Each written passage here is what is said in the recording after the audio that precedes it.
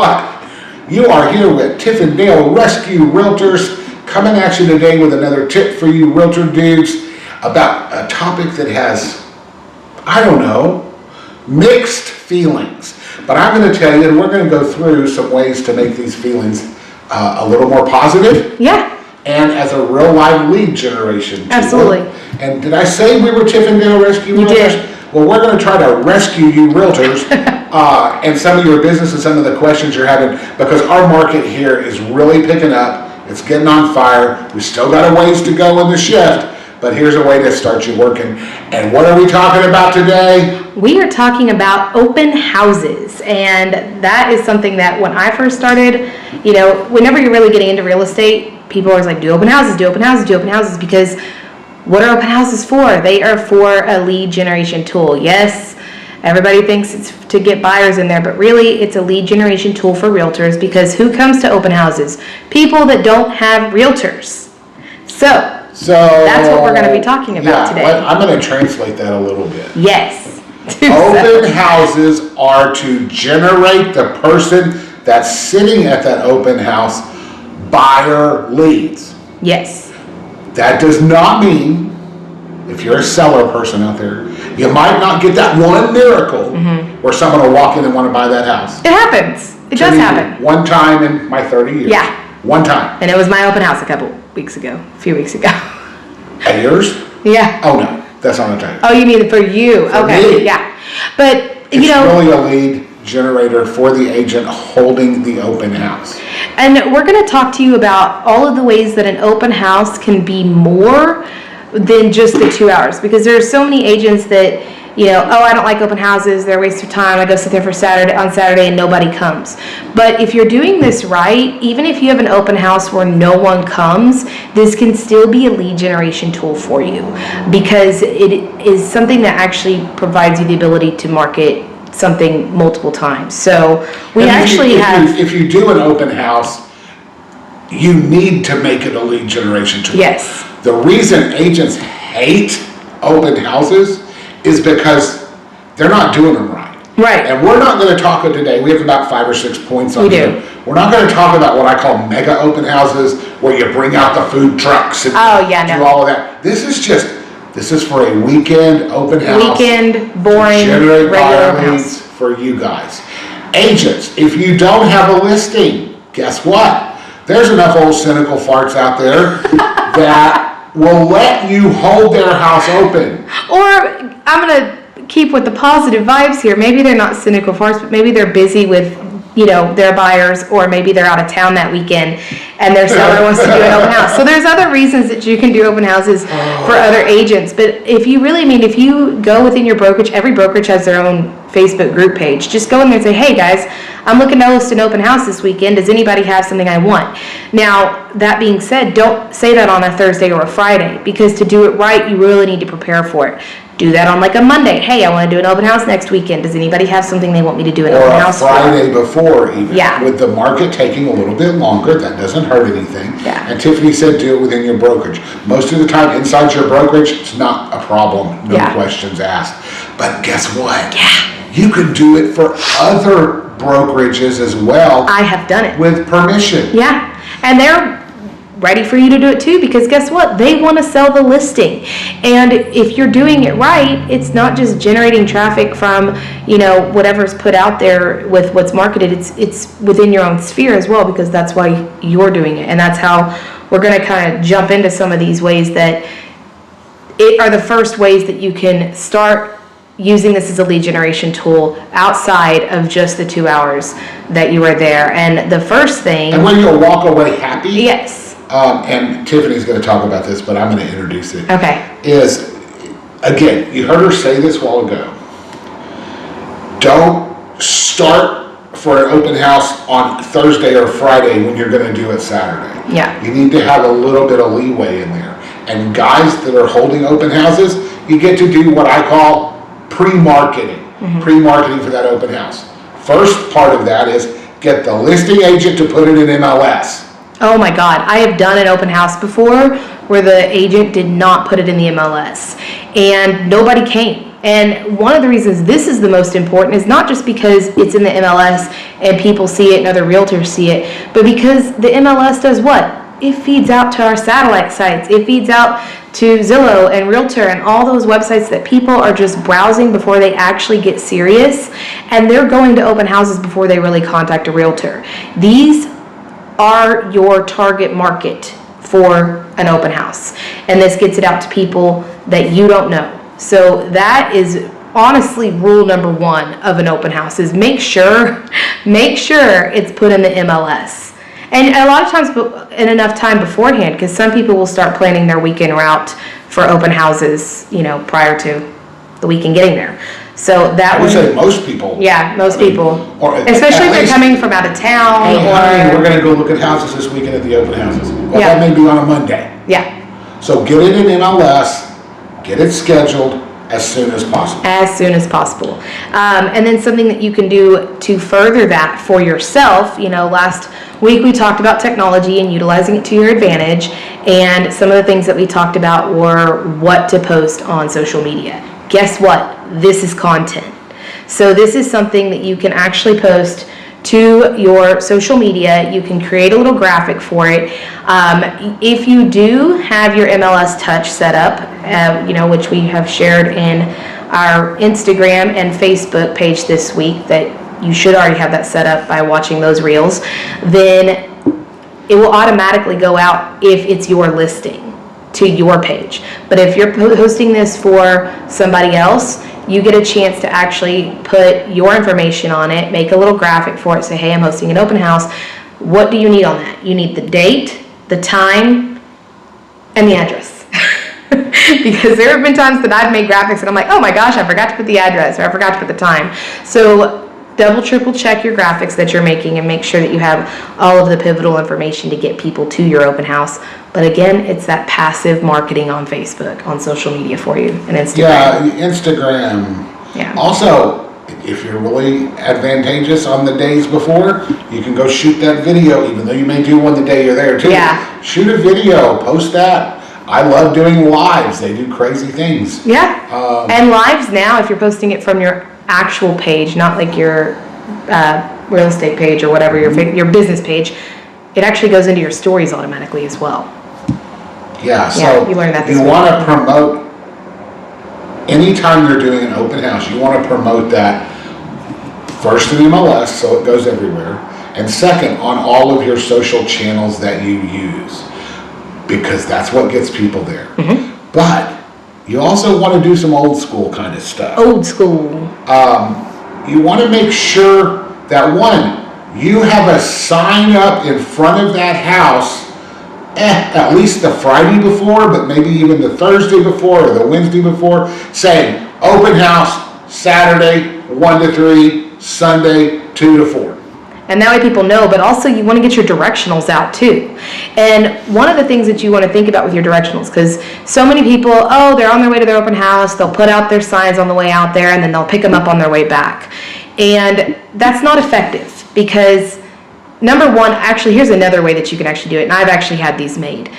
I don't have the plain, boring red open house signs that you get from the board. I had open house signs made through a sign company. You guys, shout out to Signs by Tomorrow. They can do it for you too. They made our signs here. But I have it made. It's actually got my phone number on it. It just says Saturday and Sunday on the signs, because that way I know that I'm going to be doing it, but it doesn't have any times on it. But there are directionals with my contact information. And so even if somebody doesn't go to the open house, if they're driving by, they're like, oh my gosh, I need a realtor or something. You never know, it might happen. But it's just another way to get yourself out there, and it diversifies yourself from the boring old red signs that everybody else has. Absolutely, and custom open house signs are really kind of cool. Mm-hmm. They usually stand out. I kind of think they look better. Directional signs that she mentioned, I think one of the biggest problems that agents have, they're going to hate me for saying this. Yeah. They don't put out enough. No, they don't. And some neighborhoods are hard. I'm not going to lie. There's some neighborhoods where it is hard, but you need to have tons. I mean, put them out and put them far out, and then multiple ways into the neighborhood as well as just one, because there are different ways into the neighborhood. But yeah, definitely do that. And don't feel like you need to write the address on there, and don't feel like you need to, because No. they're not going to be able to see it anyway. Just an arrow, your phone number could be on there, that's great, but don't put too much information on there. Okay. So that, and again, what we were saying is not the day before, because you need to put it out at least the Friday before, and the Friday before their drive home. That way, people that live in the area, on their way home, they're going to see those and go, oh, there's an open house in the neighborhood tomorrow. I'm going to go check that out, because they're out and about already. They might not even get out of their house Saturday morning to see it. So that's why you need to do it then. And so that, because you were talking about the people in the neighborhood and all of that, here is another thing. This will really increase the effectiveness, not necessarily of your open house, but of you getting out there and talking to people. Door knock the neighbors. Yes. I've heard it, you can do it as many as you want, but at minimum, do 5 houses on one side of the open house, 5 on the other, and the 10 across the street. And that's 20. That's completely doable. Make it a point to try and do that like the Thursday beforehand. And something that I like to do is, if your open house is Saturday from 1 to 3, do a sneak preview for just the neighbors from like 12:30 to 1. And that makes them feel special, but also you might get seller leads out of this. And I've gotten seller leads. That's the name of the game. From open houses by doing this. So it's really a way, even if it's not your open house, still do it. Or it's not your listing, sorry, still do that, because you might get a listing out of it from one of the neighbors, because they're like, wow, this agent is really working hard to get this house sold. I want to use them to sell my house. Yeah, and I promise you no one else has done that. Well, almost no one else. But of course they listen to us and they like really listen to us. It's hard to do that. It's hard to get in your mindset. But you know what? I'm not going to go off on a tangent. It's a really super easy door knock. And the reason I say that is because you've got a reason to be there. Knock, knock, knock. Hey, my name's Tiffany McDonald. I'm holding your neighbor's house open. I know that you want to live by people that are friends with you and all of that. We're having a special preview for the neighbors. Come by at 12:30 on Saturday. We're going to have a drawing. We'll have a few little snacks. You guys get to be there before the public is aware that it's there. And Dale said something that's really important too. Have snacks. Oh yeah. I mean, and I've learned, I've done various over the years, and I've discovered that the best thing for me is to get the prepackaged snacks, like little cookies and goldfish instead of fresh cookies and things like that, because I'll eat them. Let's be real. But it definitely have something, have refreshments. That whole box of crumble disappeared and I'm not even there yet. Yeah. It's an opportunity to open up dialogue with the people that are in the house. Hey, would you like something to eat? We've got cookies, we've got, stuff for the kiddos, things like that. But in addition to being able to talk to them, if you aren't able to talk to them, if you're not able to actually get anybody to the door, make sure you have flyers that are made specifically for them, and you could put it on their door. That's one more way to get your name out there in front of people. Flyers or even an invitation thing, like in an envelope, something that does not excuse you from knocking on their door and having a face-to-face conversation. But if they're not home, if they're doing this, you could leave it there and maybe they'll get it and your name will be. I'm going to be the nice guy here, okay? If this is your first time and you're not confident knocking on the doors and this is your entry level into it, you can do it. But work on getting the courage up to actually knock on their door and talk to people face to face. But if you're just trying to get it going, atomic habits start little bit. So if that's the only way you can do it at first, don't let yourself miss out on this opportunity because you're afraid to knock on the door. If the first way to do this is to just stick that on the door, go for it, because you're at least getting 20 things out there. I'm not the nice guy. This business is face to face. So you have that if someone's not home. But if not, this is the easiest door knock you'll ever have. It is, because you have something to talk about. Yes. That is why you're not just randomly coming up to somebody, or especially like going up to a FSBO and saying, I see your house is for sale by owner, and I'd like to list it, because everybody's gone up there. Right. You're not asking. You're just not cold knocking on a neighborhood. Yeah. This is you're inviting them to a party. Which they want. People are nosy by nature. They want to see what their neighbor's house looks like anyway. Yeah. And they want to know how much it costs. They want to see how they decorated. They want to see what they did to the cabinets.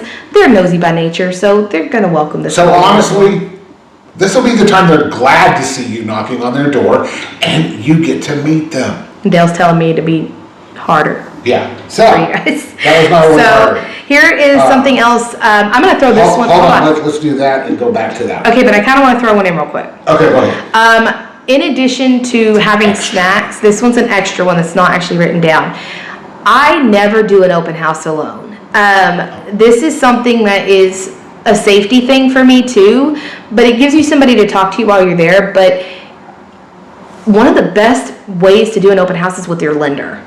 Your lender will a lot of times print out something that kind of gives down a breakdown of the mortgage for that house for that price, based on a conventional loan or an FH, however much they put down. So there's additional information for your people while you're there, but also it's safer for you not to be by yourself, and you actually have company while you're there too, and they're going to market the house as well. So definitely, especially lenders, people like that. The other thing, do an open house with your agent friend. Yeah. Split the leads. So split the commissions. Work out a deal with them. Again, we're all in this together. Yeah. And there are many people out there that would be willing to help you do that for a part of. Then guess what? You don't have to knock on 20 doors, 5 on each side and 10 across the street. You only have to do 10. you get to split up the work. That's not at all what I was going to say. I was going to say you get to do 40. But Dale's like, you get double. You get 40 houses exposure. I'm like, ooh, you get to split up the work and only have to do half. you get to meet a ton of people. The other thing we kind of skipped over, you're going to invite the neighbors to an early preview or something like that. And at that preview, you're going to have something else. You're going to have a drawing or a raffle or a giveaway. Because open houses don't do any good unless you get the people's name and phone number. And this is something that I started doing a couple of years ago, because I wanted to make sure that the information that I was capturing was actual information. You can get a $10 Starbucks gift card, write it off, and then you can, this is something that's actually really great because it's got multiple benefits. Number one, you're actually getting real information. Number two, everyone loves Target or Starbucks or Dutch Brothers or whatever you decide to get. But number three, it gives you a reason to actually call the people back and get in front of them again. Hey, I'd like to meet up with you and buy you a cup of coffee and give you your gift card that you won during the open house. And I think that it also helps people maybe not, I know this sounds terrible, but I'm going to say it anyway, not lie about having representation. Oh, yeah. Yeah, we got to expand on that. So, Yeah. a lot of times, when you're at an open house and someone walks in the door and you're being that aggressive little agent at the door, you get to go, hey, Tiffany, how you doing? So glad to meet you here. Hi. You have a Why are you realtor? on top of me? Yes, I do. I have a realtor. Okay. Leave me alone. And then you walk away and you do Yeah. nothing. And guess what? They don't have a realtor. They just don't want you to bother them. They think you're jumping on them. Yeah. So there are scripts and practices when you get in there. Here's a good one. This one makes it easy. It ties to what we're saying. Hey, ma'am, so glad to meet you. My name's Dale. You were Tiffany. Why don't you go over and register for our Starbucks card? I'd have a problem with those being gone before I made it to the house. But Dale would have already put it in his app. Register for the Starbucks card. And then go around the house and let me talk to you if you have any questions. Yeah. That's really the best way to do it. You kind of come at it with a little bit of a standoff approach, but you're not having to go, please sign in before you look around. And people are like, oh yeah, let me just sign in and put the, but they have a reason to. Please enter for our drawing. And then while they're there, I usually will hand them one of the flyers with information on the house. And that's when I say, please take a look around. If you have any questions, let me know. You don't want to be on top of them. You don't want to be that overbearing salesperson that won't leave them alone, because they don't like that, and that's where we get the They already reputation. think you're going to do that anyway. Yeah. The minute they walk through that door. So if you can make them feel comfortable. Yeah, and dispel that little bit of a myth, or well, it's not necessarily a myth because some agents do it, but kind of dispel that. Hey, they might have been to 5 open houses that day, and the other agents did that, but you didn't. And they're like, I like that agent was there to give me information. They didn't push me into doing something. They weren't, so it sets yourself apart a little bit more too. So. Okay, so I gotta add one more thing. Okay. Actually, you say most agents don't do that. Most agents don't do that. They don't jump all over you. What most agents do. And they don't talk to you at all. I've been going to an open house at least once a weekend, almost every weekend for the past, this year anyway. I kind of skip around. Most agents, you walk in, they're sitting on a chair. Playing on their phone. Texting or playing on their phone. I can walk through the house, go into every room, go outside in the back, and walk out and never even think I disturbed them. Why are you there? Correct. And that's true. This is kind of a happy medium. There are people on both ends of the spectrum. And yes, we all have emails we need to respond to. Yes. But your job at that moment, and Dale says this all the time. I'm going to jump around a minute. There are no fires in real estate. Even if you have something that's going on, your job at that moment is from 1 to 3 or whatever time you're in an appointment. Get used to saying that to people. If you have clients, hey, I'm going to be in an appointment from 1 to 3, or just tell them I'm hosting an open house. They'll understand. I might not be available. I'll get back to you whenever there's a lull, but just letting you know, I'm going to be kind of out of pocket from this time. That's okay. It absolutely Hell, my is. hair appointments are appointments. Yeah. I have an appointment. Yeah, Tiffany will disappear for 3 and 4 hours at a time, once every 3 or 4 weeks, and Gotta get the roots that is done. for sure. One more thing real quick, while you're there, on the day of, do a video walkthrough, or find something, like this weekend, I went to an open house, and we had this little weird cubby hole right off the kitchen. Well, the agent that was holding the open house decided she was gonna put it up on one of those social channels and hold a poll. What is this cubby for? Was it for a freezer, a stand freezer, a built-in refrigerator? Should it have been a closet? And she gave them 4 or 5 choices, and she's gotten reaction to that from having a poll. So do some of that. Once you're in the house a little while, you'll know kind of what's going on. What you really hope is your open house is so busy that that won't be the case. But make the people that walk in comfortable. Get them to register for your drawing. That way you have their names, so you can do the most important part of doing an effective open house, which is Getting leads and posting on social media, and then when you get those leads, you follow up with them, guys. You gotta follow up with them. So I was definitely guilty of this in the beginning. I hated following up with the leads on Monday. I felt like I was bothering them. I didn't want to be a nuisance. It was really just, they probably don't want to hear from me, yada, yada, yada. And I think that that's also kind of why I started implementing the gift card giveaway, because it gave me a reason to contact people. Number one, and I know this sounds terrible to buyers that might be actually listening to this, but this is really geared towards agents, so I'm going to say it anyway. The winner is the person that's most likely going to become a client of mine. That's really your ultimate goal for giving it away. So that's really where I get to, I'm like, okay, this person was like the person I think is most interested, or definitely doesn't have a representation. I had the best conversation with them while I was there. I get to call them and say, I wanted to let you know that you won the gift card, XYZ. Another thing that I have started doing while I'm in the open houses is I take notes. Like if people are asking me specific questions that I don't know the answer to, I'm like, you know what, I'm going to find out and I'm going to get back to you. That gives me a reason to get back to them. Hey, I found out how old the air conditioning unit is. Hey, I found out, how long it's been since the roof was replaced. Whatever their questions are, write them down, and most importantly, find out the answers. And then call them back. And do that even if they have a realtor. That's something that I actually talked to Dale about earlier this year. I was like, should we follow up with them anyway? And the answer is yes, because number one, you're doing your job. Even it's not my listing, but my job is I told them I would find out the answers. I found out the answers. And one of the things that I did to really kind of discern whether or not they actually had a realtor is, hey, I got that seller's disclosure for you. I got that survey for you. Would you like me to email it to you or your realtor? And if they have a realtor, they'll say, here's my realtor, yes. Or if they don't, Most of them will go, Yeah, I haven't called my realtor yet. Well, guess what? Perfectly legitimate way for you to step in and get representing that buyer to buy, probably not your open house, but the next house. As long as you know your job, you can figure out how to do it that way. One more thing that's all tied to part of what you just said. Tiffany said basically she rigged her drawings to those that were most likely to buy.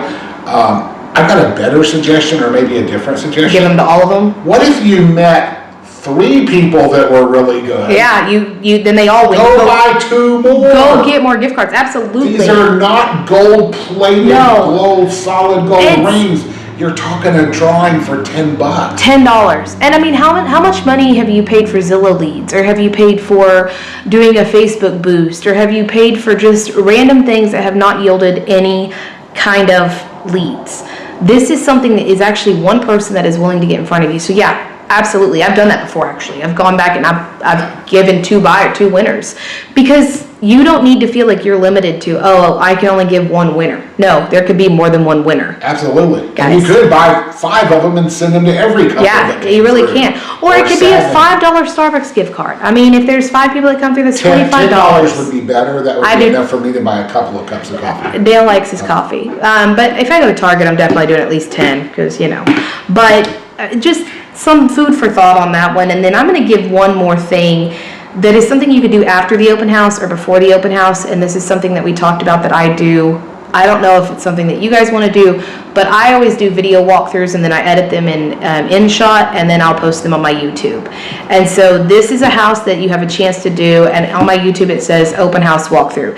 You can actually see the stuff that I have set up for the open house, so they know it's not perfectly set up as a showing, but this is just, hey, and it's a way for me to post it on my socials and say, if you missed your opportunity to go to the open house, this is the next week, here is a quick video walkthrough of the property. Let me know if you want to see it in person. Absolutely. One more little social media way to throw that out there, and it's also content that you can reuse and recycle. So, and I'll throw in one more thing, then we'll wrap it up, because I could talk about this forever, because the open houses have been around for a long time. They almost died off. But you might also bring a list of similar houses. Oh yeah. Maybe in a price range a little bit up, a price range a little bit down, because if you get into, oh wait, that's paper, or at least a PDF to where you can email it to them, which is really not a bad idea. I was going to say, it's actually a better idea to do that, because you're actually capturing their phone number, or something that you can create on Canva and have it, you could just text it to them immediately. Yeah, man, with all this prep stuff, I want to do it simple, so I'm going into MLS, and I'm printing a 1-line list kind of thing, saving it to a PDF. But because if you get into a good conversation with an open house attendee, you may find out they can't afford the house you're at, or goodness knows, maybe they can afford a heck of a lot more. So you want to be ready for all of that any way you can. Again, a really good reason to partner with somebody, lender or otherwise, to help thin that off. In busy open houses, you talk most of the whole time. Yeah, you do. You really do. It is definitely hard to do. I do most of my social media posts, like prep work, prior to it actually opening. Yep. Like I set up my candy, my food, my snacks, and then I'll even do like a quick little story and say, open house is ready, come see me, as a quick little blurb before it. Like, I'll be here from 1 to 3. So that's just another post for me as well. Absolutely. Get your name out there. Again, the goal, meet people. Realtors, meet people. Meet people.